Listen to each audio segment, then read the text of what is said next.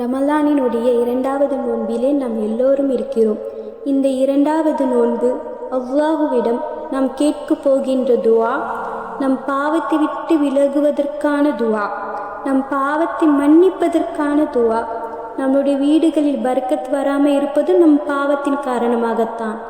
நமக்கு பர்க்கத்து ஏற்படாமல் இருப்பதும் இந்த பாவத்தின் காரணமாகத்தான். நம் வீடுகளிலே நிறைய பேற்றுக்கு உடல் நலம் சரியில்லாமல் போவதும் இந்த பாவத்தின் காரணமாக தான். நம்மளுடைய தேவைகள் நிறைவேறாமல் போவதும் இந்த பாவத்தின் காரணமாகத்தான். அந்த பாவத்தை அழிப்பதற்கு நபி ஸல்லல்லாஹு அலைஹி வஸல்லம் கற்றுக் கொடுத்த துவா. என்னோடு சேர்ந்து இந்த துவாவை சொல்லுங்கள்.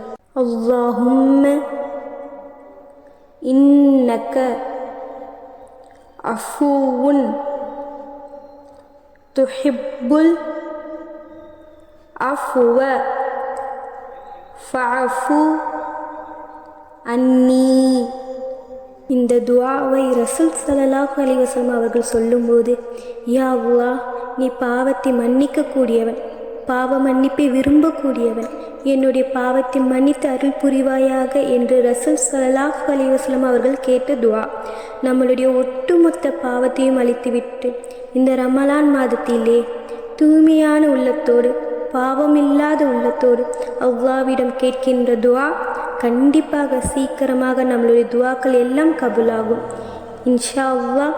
இந்த துஆவை அதிகமாக எல்லா நேரத்திலும் கேட்டுக்கொண்டே இருங்கள். எல்லாம் வல்ல அல்லாஹ் பாவமில்லாத வாழ்க்கையை கொடுத்து சொர்க்கத்தை வாஜிபாக்கி நரகத்தை ஹராமாக்கி தந்தருள் புரிவானாக. அஸ்ஸலாமு அலைக்கும் வரஹ்மத்துல்லாஹி வபரகாத்துஹு.